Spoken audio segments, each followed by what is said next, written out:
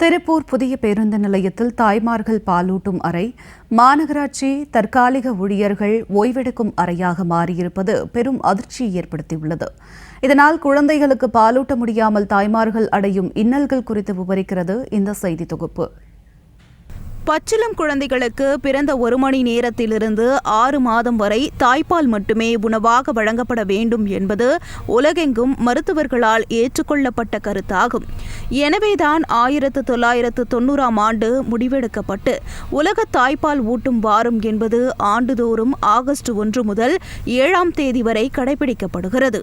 பாலூட்டும் தாய்மார்கள் பணி மற்றும் பயணம் நிமித்தமாக வெளியே செல்லும் போது பேருந்து நிலையங்களில் காத்திருக்க வேண்டியிருந்ததால் அந்த வேளைகளில் தாய்மார்கள் தங்கள் குழந்தைகளுக்கு தனிமையில் வசதியாக பாலூட்டும் வகையில் அரசு பேருந்து முனையங்கள், நகராட்சி மற்றும் நகர பேருந்து நிலையங்கள் மற்றும் பேருந்து பணிமனைகளுடன் கூடிய பேருந்து நிலையங்கள் ஆகியவற்றில் பாலூட்டும் தாய்மார்களுக்கு தனி அறைகள் அமைக்க கடந்த 2015ஆம் ஆண்டு ஜூலை மாதம் அப்போதைய முதலமைச்சர் மாண்புமிகு அம்மா உத்தரவிட்டிருந்தார்.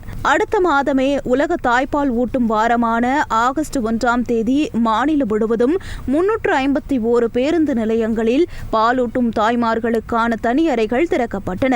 இதனால் கைக்குழந்தைகளுடன் வரும் பெண்கள் எந்தவித கூச்சமும் இல்லாமல் தனியாக உட்கார்ந்து குழந்தைகளுக்கு பால் புகட்ட முடிந்தது. நல்ல வரவேற்பை பெற்ற இந்த திட்டம் நாளடைவில் பட்டி தொட்டி எங்கும் இருக்கும் பல்வேறு பேருந்து நிலையங்களிலும் அமல்படுத்தப்பட்டது.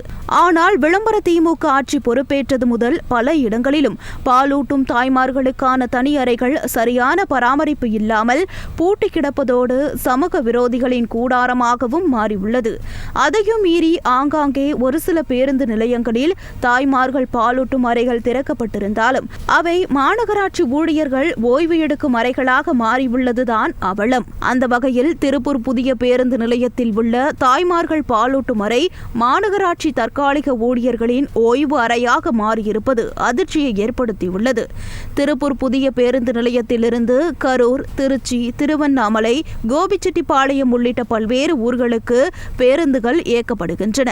இங்கு நாள்தோறும் ஆயிரக்கணக்கான பயணிகள் வந்து செல்கின்றனர். வரக்கூடிய பயணிகள் ஏராளமானோர் பாலூட்டும் தாய்மார்களாக இருப்பதால் அவர்கள் குழந்தைகளுக்கு பசியாற்றுவதற்காகவே இங்கு பாலூட்டும் அறைகள் திறக்கப்பட்டன.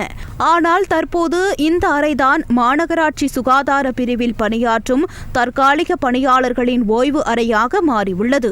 இதனால் அந்த அறையில் குழந்தைகளுக்கு பசியாற்ற வரும் தாய்மார்கள் பாலூட்ட கூச்சப்பட்டு உள்ளேயே வராமல் திரும்பி செல்லும் அவலம் உள்ளது. பேருந்து நிலையத்தில் பயணிகளுக்காக போடப்பட்டிருக்கும் நாற்காலியில் மறைவாக குழந்தைகளுக்கு பாலூட்ட நினைத்தாலும் அந்த இருக்கைகளில் சமூக விரோதிகள் கஞ்சா புகைத்துக் கொண்டும் மது அருந்திக் கொண்டும் அமர்ந்திருப்பதால் தாய்மார்கள் கடும் இன்னலுக்கு ஆளாகியுள்ளனர். தற்போது தாய்மார்கள் பாலூட்டும் அறையின் அவல வீடியோ வெளியாகி அதிர்ச்சியை ஏற்படுத்தியிருப்பதால் இதுகுறித்து திருப்பூர் மாவட்ட நிர்வாகம் அதிரடி ஆய்வு மேற்கொண்டு தாய்மார்கள் பாலூட்டும் அறையை சீரமைத்து தர வேண்டும் என்பது அப்பகுதி சமூக ஆர்வலர்களின் கோரிக்கையாக எழுந்துள்ளது.